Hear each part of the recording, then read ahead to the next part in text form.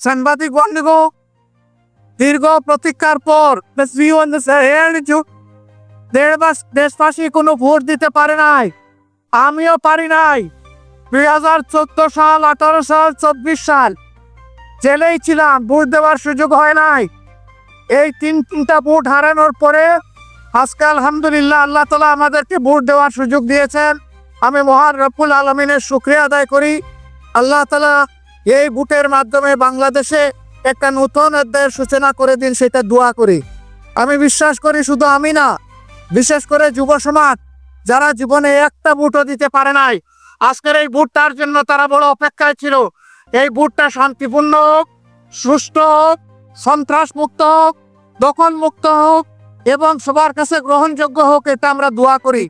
এই ভোটের মাধ্যমে আগামীতে এমন সরকার গঠিত হোক, যেই সরকার কোনো ব্যক্তি, পরিবার, দলের হবে না, বরঞ্চ যে সরকার হবে 18 কোটি মানুষের, জনগণের সরকার। আমরা সেই সরকার গঠনের ব্যাপারে আশাবাদী।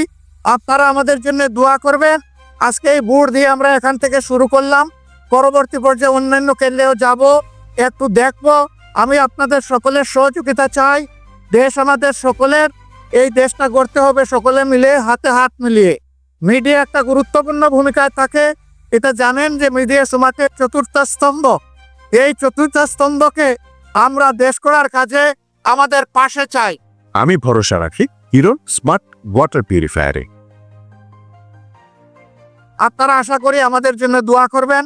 আপনাদের ভালোবাসার আমরা অত্যন্ত আকাঙ্ক্ষী, আমরা আকাঙ্ক্ষা করি আপনাদের ভালোবাসা পাবো এবং আগামী দিনগুলোতে ইনশাআল্লাহ আমরা দেশ গড়ার কাজে হাতে হাত মিলিয়ে, কাঁধে কাঁধ মিলিয়ে একসাথেই আমরা চলবো ইনশাআল্লাহ।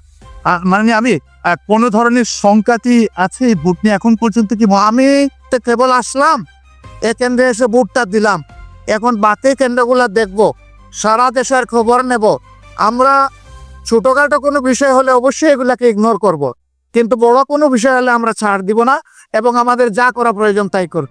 কারণ মানুষের ভোটের অধিকার হারিয়ে যাক, এটা আমরা কোনোভাবেই চাই না। ফলাফল যেটা এটা চাই কিনা, হ্যাঁ আমরা চাই সুষ্ঠু ভোটের মাধ্যমে রেজাল্ট যেটা হবে, সেইটা ভোট যখন সুষ্ঠু হবে, নিরপেক্ষ হবে, সেই রেজাল্ট আমরাও মানবো, অন্যদেরকে মানতে হবে। এটাই গণতন্ত্রের সৌন্দর্য, আমরা এটা চাই। আপনারা দোয়া করবেন। আজকের ভোটের আবারও সাফল্য কামনা করে সারা দেশবাসী প্রত্যেকটা ভোট শান্তিপূর্ণভাবে, নিরাপদে, নিঃশঙ্ক চিত্তে যাতে সবাই দিতে পারে, নারী পুরুষ সবাই মিলে। এই জন্য আমি সকলের প্রতি আহ্বান জানাচ্ছি, সবাই আসুন, যার যার ঘর থেকে বেরিয়ে নিজের অধিকার প্রয়োগ করুন এবং রাষ্ট্র গঠনের আপনি গর্বিত অংশীদার হন এবং আপনার দায়িত্বটা আপনি পালন হবে। কালকে সবাইকে ধারণা অনেক জায়গায় টাকা সহ ধরা পড়ছে, এটা কি আপনারা ষড়যন্ত্র মনে করছেন নাকি আপনারা ভোট দিয়ে প্রভাবিত করার চেষ্টা করছেন ভোটে? আপনাদের মিডিয়া এক ধরনের নিউজ সবাই পরিবেশন করে না, মিডিয়ার মধ্যেও একই নিউজ ভিন্নভাবে পরিবেশন হচ্ছে।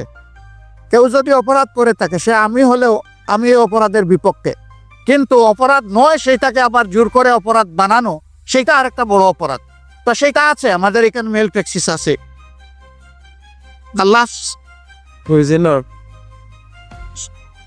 পরিবেশ এমন মনে হচ্ছে এবং ছোট বিষয় বড় বিষয় আপনি কোনভাবে যাচ্ছেন?